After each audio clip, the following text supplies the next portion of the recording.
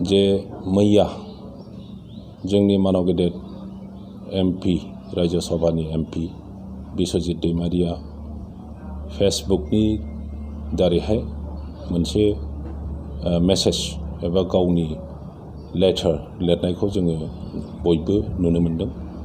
दा बे MP बिथांनि लिरनायखौ लानानै जोंनि मानसिफ्रा गोबां गोनो गोथो जादों होननानै बयबो बुंसोलायनायखाय आङो बिथां MPआ लिरनाय भुल मेसेजनि सम्पर्के आं नोंथांमोननो फोरमायहरनो नागिरदों।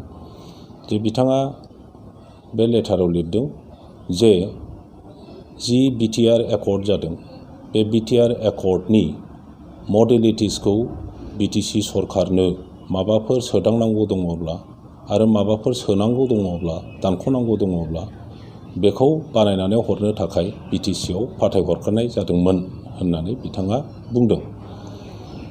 बिथाङा मिन्थिनानै बुंदों आं बेखौ साना, मिन्थियाबालानो बिथाङा बुंदों जे आङो डेपुटि चिफ खाम्फा बरगयारी BTCनिनो आंनो गासिबो अफिसियेल कमिउनिकेशनफोरखौ चिफ आरो आंजोंनो जोङो गासैखौबो पार्सनेलि मनिटर खालामो।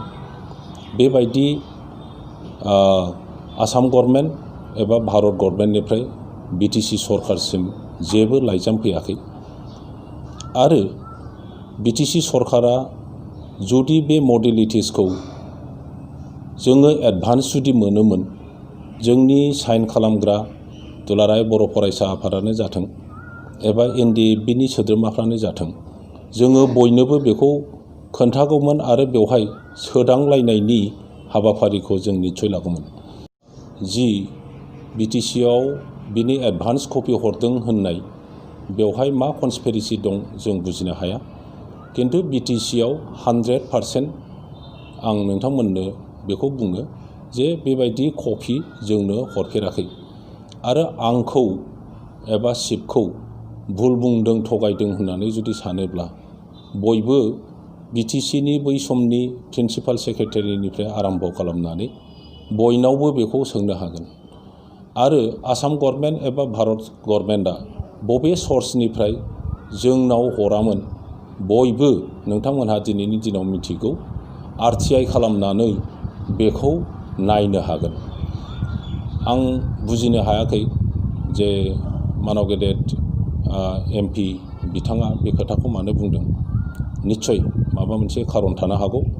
भबिष्यताव मा बुंलांनो नागिरदों जोङो समाव नुलांबाय थागोन आरो बिथांनि लाइजामाव जि नुदों जे बर' कसारि जे वेलफेयार अट'नमास काउन्सिल बेखौ रावबो बर' सुबुङा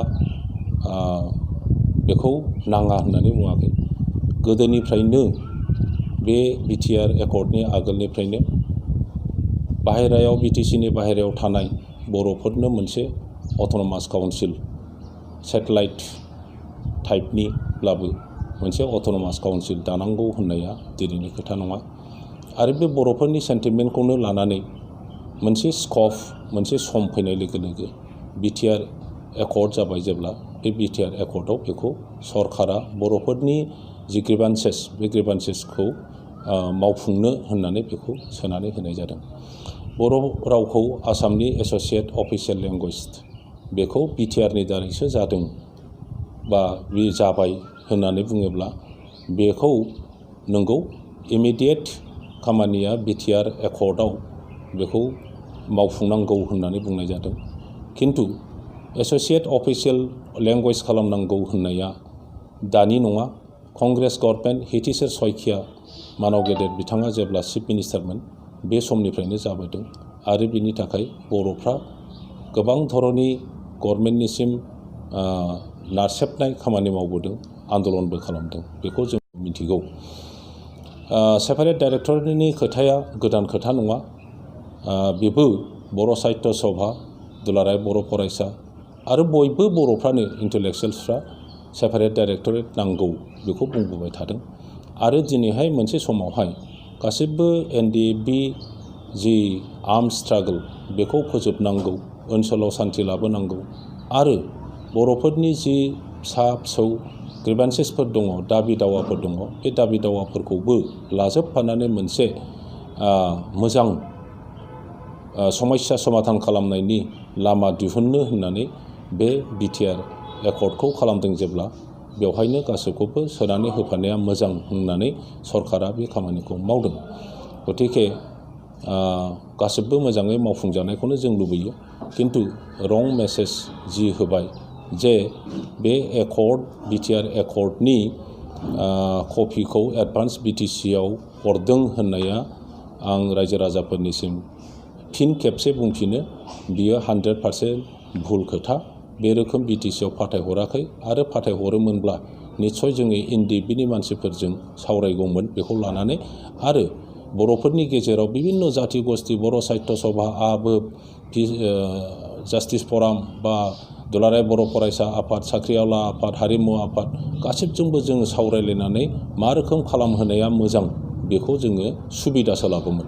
किन्तु बे सुबिदानिफ्राय बयबो बर' हारियानो बन्सित जादों। स्वयं जायफ्रा बे एकर्डआव साइन खालामदों बिथांमोनहा गोबाङानो माने बिनि कपिखौ नुवाखै आरो जयै सावरायनो मोनाखै होननानैसो जों मिथिगौ।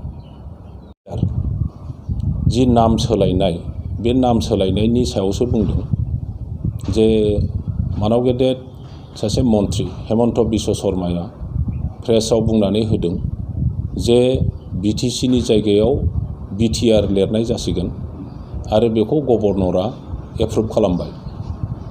आं रायजो राजाफोरनिसिम बेखौसो फोरमायनो लुबैदों जे बिटिसिआ संबिधानाव अलरेडि इनसार्टेड हाबनानै दं, आरो संबिधानाव नोङो मोनसे कमा सोनांगौब्लाबो, कमा उथायनांगौब्लाबो पार्लियामेन्टआव बिल लाबोनानै बेखौ पास खालामनांगौ जायो। बिटिसिखौ कनस्टिटिउसनाव संबिधानाव सोनो थाखाय पार्लियामेन्टआव बेखौ बिल लाबोदों आरो कनस्टिटिउसनखौनो एमेन्डमेन्ट खालामनानै सोदों। बेवहाय लिरनाय जादों जे Bodoland territorial area district henceforth will be known and called as Bodoland territorial council होननानै बुंनाय जादों। दा बेखौ हेमन्त बिश्व शर्माया बुंनायावनो बा गभर्नरा माबा मोनसे फाइल एप्रुभ खालामनायावनो आं साना जे बिटिसिआ बिटिआर जागोन। बेखौ जुदि बिटिआर लिरनांगौब्ला कनस्टिटिउसनाव डेफिनेटलि एमेन्डमेन्ट लाबोनांगोन, आरो बे बिलखौ लाबोनाया गिदिर खोथाबो नङा, बियो फिसा मोनसे इस्यु। बेखायनो भारत सरकारा बेखौ पार्लियामेन्टआव प्लेस खालामनानै उइदाउट डिसकासन, बे नाम सोलायनायनिसो खोथा, उइदाउट डिसकासन बेखौ पास खालामनो हायो। जेरैहाय केलकाताखौ कलकाता खालामनो थाखाय इजिलि खालामनानै लादों, जेरैहाय बम्बेखौ मुम्बाइ खालामफिनदों। थद्रुब जोंनि बिटिसिखौबो बिटिआर खालामनायनि बेलायाव बे रोखोमनो। किन्तु नाम सोलायनायावनो जोबाखै। जोंनिया जाहैबाय बिटिसिआ जाहैबाय मोनसे 6 शेड्युल मोनसे एरिया, शेड्युल एरिया बियो, ट्राइबेल एरिया, आरो बेखायनो 6 शेड्युल कनस्टिटिउसनाव सोनाय जादों।